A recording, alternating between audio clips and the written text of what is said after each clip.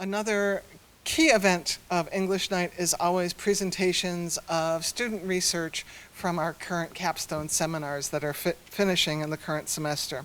That capstone seminar, there's one capstone seminar that's finishing up this semester, and that is with Dr. Ken McNeil, so I will ask him to come forward and introduce his seminar and the students who are presenting.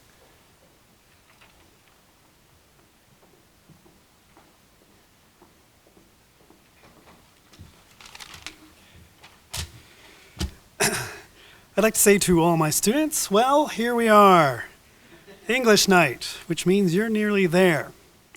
The senior capstone is in many ways like a journey, and given the way the English major does it, it's a particularly long journey. 2 semesters on a topic totally dependent on the professor who happens to be teaching the course. In our class, we did love, sex, and marriage in Victorian literature and culture. What a great topic, right? I personally don't think I could ever get tired of talking about love, sex, and marriage in Victorian lit and culture. But I can't say everyone in the class shared my intense enthusiasm, at least at first, when we started the seminar way back in January. Can you believe it was January we started this? But I really appreciate the way in which they all were willing to undertake the journey and give it their energy and even enthusiasm. It's been a long and arduous climb to get where they are now, but collectively they have produced some superbly insightful and imaginative work. They have done this work in research projects that shed light on the attitudes and assumptions of the Victorians themselves, as well as our own contemporary fascination and obsessions with the popular imaginings of the Victorian age. These remind us, for example, that before there was Edward Cullen, there was Dracula and Carmilla. In addition, students in the class have crafted some fine examples of neo-Victorian literature themselves, taking characters and themes drawn from the Victorian world and making them their own in a range of imaginative what-if scenarios.